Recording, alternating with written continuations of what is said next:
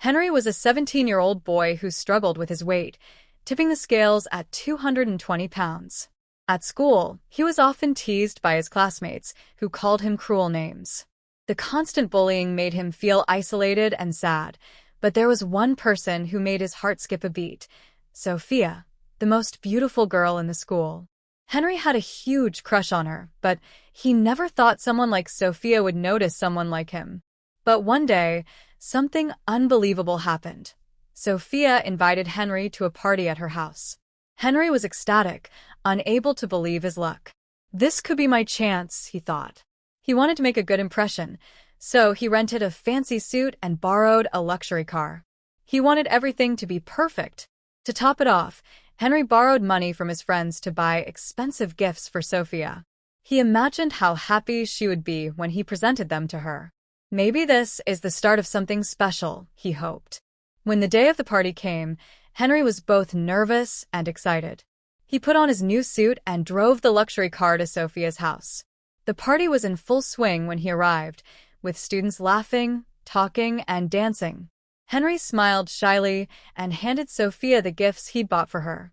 But then something strange happened. Sophia and her friends started laughing. Henry's stomach twisted in confusion.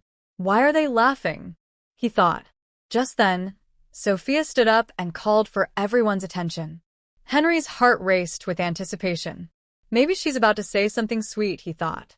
But instead, her words were like a slap to his face. It was all a bet, she said, smirking. We wanted to see if I could go out with the ugliest boy in school. The room erupted in laughter. Henry's heart shattered. His legs felt weak. His face turned bright red. He couldn't believe what he was hearing. This can't be happening, he thought. He wanted to disappear, to melt away into nothing. Sophia's real boyfriend stepped out from behind the crowd. He looked Henry up and down and sneered. Do you really think you could ever afford someone as pretty as Sophia? The laughter grew louder and louder, filling Henry's ears. He felt humiliated beyond belief. In shame, he turned and ran out of the party, desperate to escape the cruel scene. That night, as Henry locked himself in his room, tears streamed down his face. He cried until his eyes were swollen. The anger and humiliation consumed him. He picked up his phone, hoping for some comfort, but instead, he found clips from the party all over social media, mocking him. Everyone was laughing at him. For 2 weeks, Henry stayed away from school. He shut himself off from everyone and replayed the humiliating scene over and over in his mind. He wanted revenge. I will get my revenge, he whispered to himself. When Henry finally returned to school, he didn't want anyone to recognize him. He wore a mask, hoping to hide from the cruel stares and whispers. But as soon as he stepped into the classroom, the laughter started.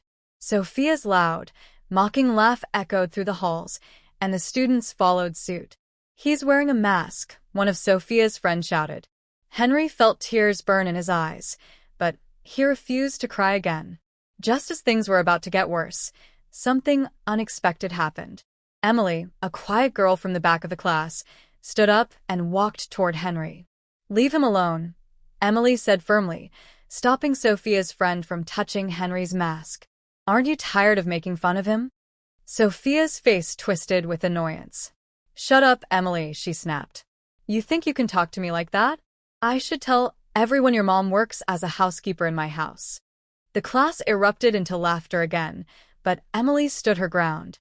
Her eyes were filled with fire as she looked at Sophia.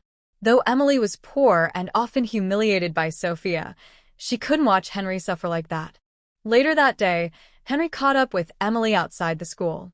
He felt a mixture of gratitude and guilt. Thank you for standing up for me, he said softly.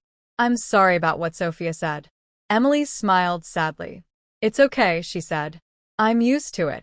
They started talking more, and over time, they became friends. One day, a fancy car pulled up, and Emily recognized it as Sophia's. The driver called her name, but Emily didn't get in.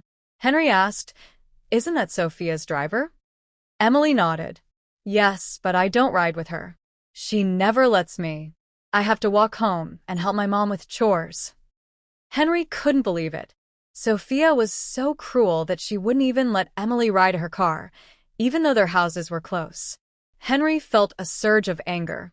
He had once had a crush on Sophia, but now all he felt was disgust. "Do you want to ride home?" Henry offered. "I can drop you off." Emily's face lit up with surprise. "That would be great," she said. She hopped in the car, and as they drove through the streets, Emily felt a warmth she hadn't experienced before. When they arrived at Emily's house, Henry said, "Take care, Emily," as she got out. But when Emily stepped inside her house, the warmth quickly disappeared. Her mom was on her knees, scrubbing the floor, her eyes red from crying. "What happened?" Emily asked, rushing to her side. "It was Sophia," her mom said, tears streaming down her face. "She came home and poured water everywhere, calling me a poor cleaner. She wouldn't stop." Emily's heart filled with anger. How could she be so cruel? Emily thought. Her mother was exhausted, still cleaning up the mess, and Emily clenched her fists, ready to confront Sophia. But before she could, Sophia appeared at the top of the stairs, a malicious grin on her face. "Next time, you'll learn to respect the hands that feed you," she said, throwing another bucket of water down the stairs. Emily was about to charge at her, but her mom held her back. "Please, Emily." "Don't," she begged. Emily stopped in her tracks, feeling powerless. She looked at her mom, who was still kneeling on the floor, and a deep sadness filled her heart. She cried uncontrollably, her body trembling with emotion. Sophia's cruelty seemed endless. But Emily made a silent promise. One day, things will change. Later, Emily learned a shocking secret. Sophia wasn't even her parents' real daughter. Her parents had taken her in after her biological mother died, but Sophia had caused nothing but trouble for them. As the days went by, Sophia's behavior became worse. But one day, Henry found himself in a surprising situation. While visiting his cousin Kelvin, he saw a message pop up on Kelvin's phone. It was from Sophia. "I can't believe it," Henry whispered. "She's still trying to get to me." The story wasn't over yet, and Henry knew that the path to justice and redemption was just beginning. As the days passed, Henry's thoughts were consumed by the message from Sophia. He couldn't believe it. After everything she had done to him, she was still trying to reach out. He had to make a decision. Was he going to confront her, or just let her continue her cruel behavior? Henry's anger simmered beneath the surface. The more he thought about it, the more he realized that Sophia needed to be held accountable for her actions. But revenge wasn't the answer. He had learned that the hard way. Instead, he needed something different, something that could truly change the way Sophia saw herself and the way others treated people like Emily. Meanwhile, Sophia's behavior was spiraling. The bullying, the arrogance, and the cruel jokes at others' expense were becoming unbearable. But no one stood up to her. No one except Emily. Emily had grown stronger, more confident, after the incident at school. She wasn't afraid of Sophia anymore. She had stood up to her that day in class, and the feeling of not backing down made her feel empowered. But as Sophia's bullying became more aggressive, Emily realized that she couldn't do it alone. The whole school needed to stand up to her. Emily began talking to her friends, asking them to stop laughing when Sophia picked on someone. She spoke out in class when Sophia made nasty comments about people from lower-income families, and gradually some of the other students started to listen. The fear that had once kept them quiet began to break away. They saw Emily as someone who wouldn't let anyone be humiliated anymore, not even the people who had once tormented her. But Sophia didn't take kindly to this newfound resistance. Her rage only grew stronger. She started targeting Emily more than ever before. When Emily walked through the hallways, Sophia would make sure her voice was the loudest, saying things like, "How does it feel to be the school's poor girl, Emily?" Or, "I wonder if your mom will have to clean up after the principal next." One day, things reached a boiling point. Sophia, in her usual dramatic flair, decided to humiliate Emily in front of the entire class. As Emily walked into class that morning, she felt the stares, sharp, pointed, like daggers. And then, Sophia made her move. "Hey, Emily," she shouted, drawing the attention of everyone in the room. "Did you hear? Your mom's been fired from the only job she could get." I bet she's going to have to work in a fast food joint now. The room fell silent for a split second before the laughter erupted. Emily felt her heart drop, her face flush with humiliation.